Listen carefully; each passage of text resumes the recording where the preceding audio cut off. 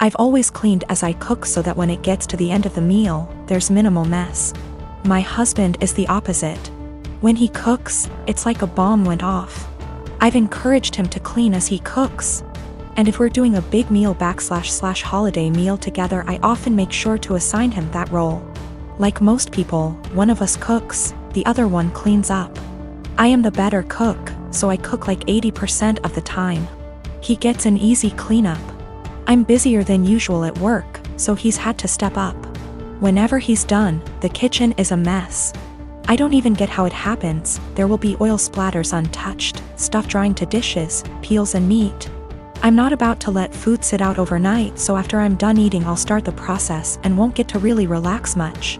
Last week I asked if he could please try cleaning as he cooks. He told me the rule is one person cooks, the other person cleans. I said, I get that, but you're leaving me with a huge mess every night. He said, I just don't have the time to clean up when I'm focused on cooking, knowing full well I'll see him scrolling on his phone. I just got so fed up, so on Sunday I made a big pot of chili. I didn't clean up as I worked. When I was done, I served him, sat down, enjoyed a beer and dinner. When he finally went into the kitchen, he said, "What the? Why is there such a mess?" I said that I was too busy paying attention to the chili to clean up. I started to get ready for bed. He was like, "You're just going to leave this here?" And I said yes. He said he would have to wake up extra early to clean up and that he had to be at work earlier than usual, and was supposed to play a game with his friends later that night, so could I just clean up? I said no, I cooked, so he has to clean. 2 days later he's still pissy with me because he ended up not being able to game and told me that he didn't get enough sleep, and was exhausted at work. Not to be too snarky, but it's not like he's a surgeon, because I had to prove a point to him.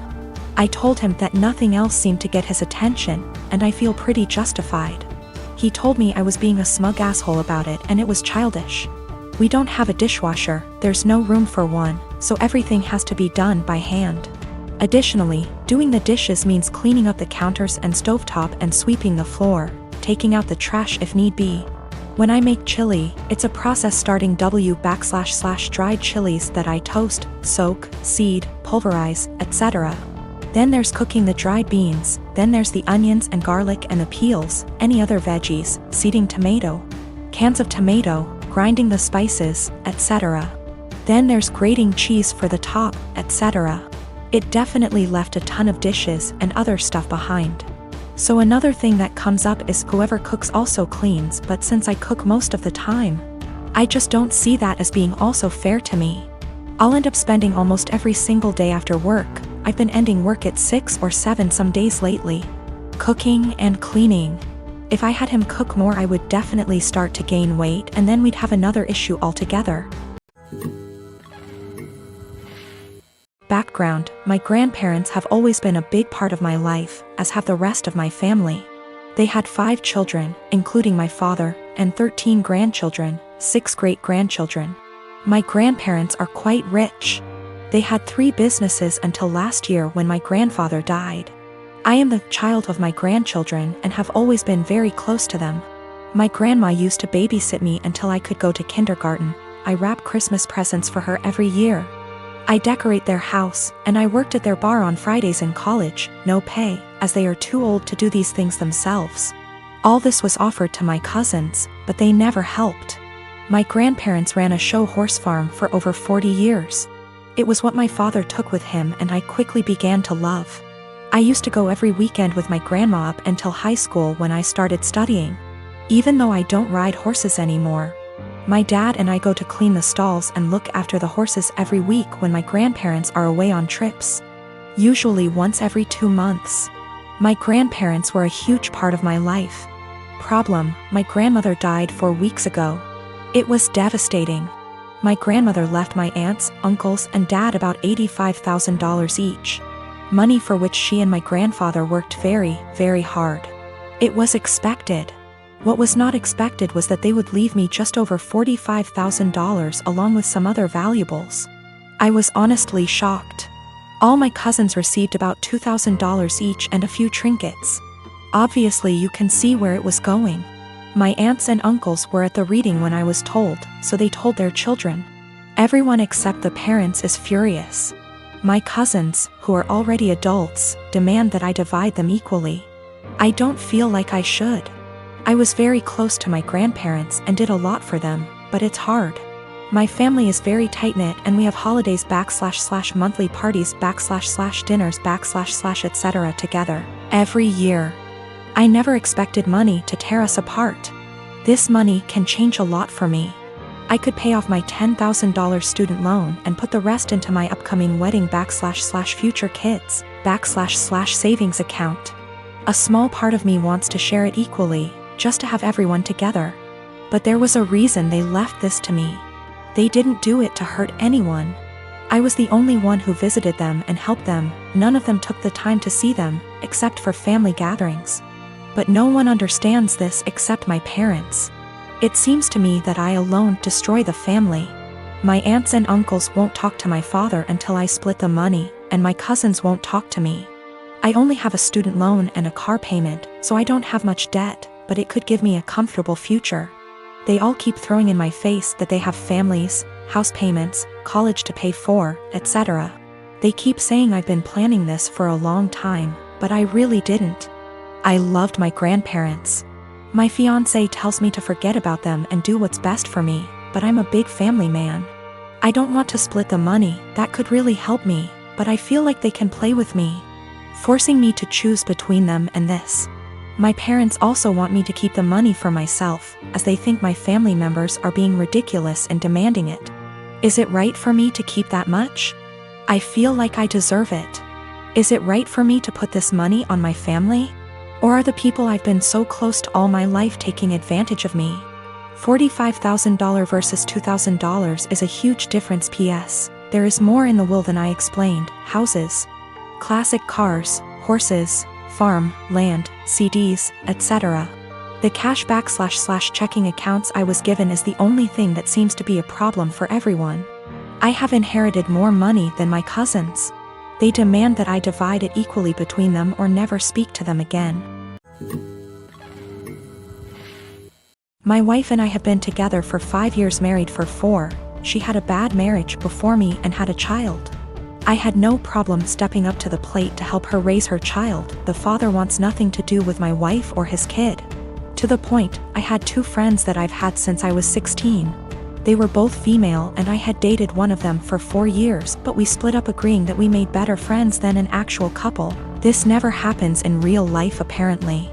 She's always been my go for advice and I made our friendship 100% transparent for my wife when we first met, and never did anything. Out of habit, my friend and I still said we loved each other, but more if a platonic love. We both loved our current partners and never wanted anything between each other. However, after a few years this took a toll on my wife and she asked me to stop telling her that I loved her. So I explained this to my friend and she said she understood and would have no problem doing so. Another month or so I still have 100% transparency with my wife as to make her feel comfortable. I got deployed and my friend had just had her baby and asked me if I wanted to FaceTime to see her. I said yes, naturally happy for her and her husband. After a nice chat and meeting her new son, I got a call from my wife a few days later asking if I had talked to her KN FaceTime. I told her that I had and why, also telling her what we had discussed. My wife then didn't talk to me the rest of my deployment. When I got home I explained that I was sorry it hurt her feelings and wanted to make things better. She told me to never talk to her again. I tried to explain that it was just a friendship and that neither of us wanted a relationship. My wife took it upon herself to call her and tell her that if she didn't stop talking to me forever that she would tell my friend's husband that we were having an affair. She did not tell me any of this. I quickly noticed she had blocked me on everything, including my number. I had no idea what happened, so I confronted my wife and she told me that she was certain I was cheating on her, and that my friend and I were having an affair. She then told me that she had called her and only asked her to not talk to me anymore. I was slightly upset but stood by her decision and held no grudge. I feel like this event led to the breakdown of everything. She started to have no trust in anything I did, constantly going through my phone, and she would constantly lock her phone, or lock herself in the bathroom talking to someone on the phone. She started blaming her job for her unhappiness. I told her that I could pull extra hours at work if she wanted to quit to find a new one. She quickly quit her job and made no attempt to find work again. I was enlisted at the time. She said she hated that I was gone all the time, so I offered to go reserves to be with her more. She said that would fix it. So I got a civilian job that paid decent, but we had to move. The job is stressful and I'm not very fond of being a civilian. She has now come to the conclusion that I need to get out of the military and quit my civilian job, and we to move again, and that's the only way she'll be happy. I feel like I've given up everything for her to be happy. I'm trying to show her the logic that there is no way for us to survive if neither of us works. I love my wife and don't want a divorce, but I feel like she will never be happy and I'm not sure how to fix it. She blames everything on me and says that I'd be happier with someone else, or says she's leaving again. I'm currently deployed again, and the last week I was home she wouldn't talk to me or spend time with me and our daughter. She would lock herself in the bedroom all day. Then at night she would call me names and say I don't care about her and I never spend time with her. University is starting back soon, so many of my friends started moving back to town. I am 17 female, live in a house with 5 friends. I wasn't born in the UK but moved here with my parents when I was 17. We come from another European country, so I speak my native language, English, which is far from perfect. I've been learning Spanish and English since I was little, and my Spanish is better than my English. I don't have an obvious accent in English, people just assume that I am Canadian. We had a small party on Saturday and one friend brought his new girlfriend, Jess. Jess 20, and she's the reason why I am posting here. Jess made sure to let everyone know that she's a polyglot and speaks multiple languages. I was obviously impressed. I study modern languages, meaning that I'm learning Italian and German on top of Spanish. And obviously I asked what languages she speaks: Spanish, Japanese, Arabic, my native language, German, Korean, and French. I told her how impressed I was and carried on with my evening. I had a short phone call with my mom, whom I obviously speak to in my native tongue, and I went out of the house to talk to her. Jess was out in the garden and heard my conversation, and she corrected me on my pronunciation. I told her that she was in the wrong and she insisted that she knows better. I didn't fancy getting into any arguments, so I ignored her and went back inside saying whatever. Later, I bumped my head and swore loudly in Spanish. I tend to code switch a lot when drunk, and she corrected my pronunciation, which was funny because it was her who was incorrect. I ignored her again.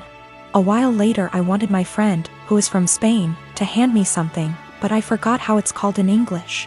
So I said, "Hand me Spanish word, please," knowing my friend would understand.